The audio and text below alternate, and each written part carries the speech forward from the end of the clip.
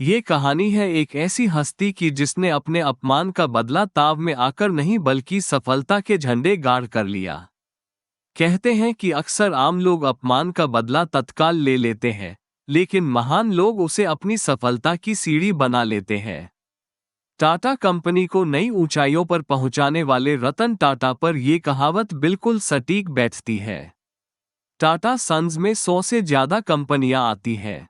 इन कंपनियों में सुई से लेकर स्टील, चाय से लेकर 5 स्टार होटल तक और नैनो से लेकर हवाई जहाज तक सब कुछ मिलता है। यहाँ हम टाटा ग्रुप के चेयरमैन रहे रतन टाटा के जीवन की एक ऐसी कहानी बताने जा रहे हैं जो सभी के लिए प्रेरणादायक है। कहानी जानने से पहले हम रतन टाटा के बारे में जान लें तो इस कहानी को समझने में और आसानी रहेगी। रतन टाटा की जिंदगी उतार चढ़ावों से भरी रही है। उनका जन्म 28 दिसंबर 1937 को हुआ था। वे टाटा समूह के संस्थापक जमशेदजी टाटा के दत्तक पोते नवल टाटा के बेटे हैं। रतन टाटा ने आईबीएम की नौकरी ठुकराकर टाटा ग्रुप के साथ अपने करियर की शुरुआत साल 1961 में एक कर्मचारी के तौर पर की थी। लेकिन साल 1991 आते आते वे टाटा ग्रुप के अध्यक्ष बन गए। 2012 में वो रिटायर हो गए। रतन टाटा ने अपने 21 साल के राज में कंपनी को शिखर पर पहुंचा दिया। कंपनी की वैल्यू 50 गुना बढ़ा दी। वो फैसले लेते गए और उन्हें सही साबित करते गए। ये बात है साल 1998 की, जब टाटा मोटर ने अपनी पहली पैसेंजर कार इंडिका बाजार में उतारी थी। दरअसल ये रतन टाटा का ड्रीम प्रोजेक्ट था और इसके लिए उन्होंने जी तोड़ मेहनत भी की। लेकिन इस कार को बाजार से उतना अच्छा रेस्पॉन्स नहीं मिल पाया जितना उन्होंने सोचा था। इस वजह से टाटा मोटर्स घाटे में जाने लगी। कंपनी से जुड़े लोगों ने घाटे को देखते हुए रतन टाटा को इसे बेचने का सुझाव दिया और न चाहते हुए भी रतन टाटा को इस फैसले को स्वीकार करना पड़ा। इसके बाद वो अपनी कंपनी बेचने के लिए अमेरिका की कंपनी फोर्ड के पास गए। रतन टाटा और फोर्ड कंपनी के मालिक बिल फोर्ड की बैठक कई घंटों तक चली।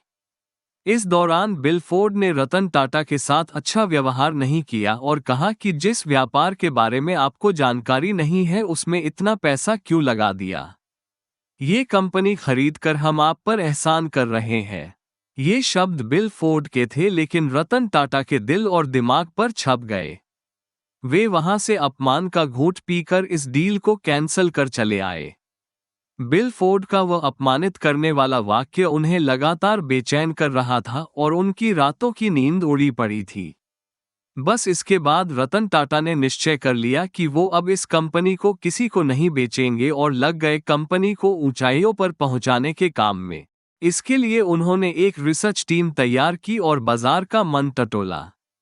इसके बाद की कहानी सभी को पता है कि भारतीय बाजार के साथ साथ विदेशों में भी टाटा इंडिका ने सफलता की नई ऊंचाइयों को छुआ। तो वहीं इस घटना के बाद से फोर्ड कंपनी का पतन शुरू हो गया। साल 2008 तक आते आते फोर्ड कंपनी दिवालिया होने के कगार पर पहुंच गई थी।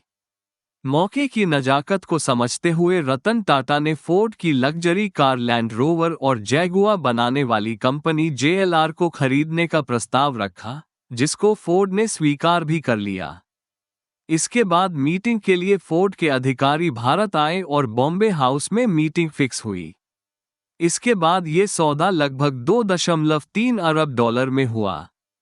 तब बिल फोर्ड ने रतन टाटा से वही बात दोहराई जो उन्होंने रतन टाटा से कही थी, लेकिन इस बार थोड़ा बदलाव था।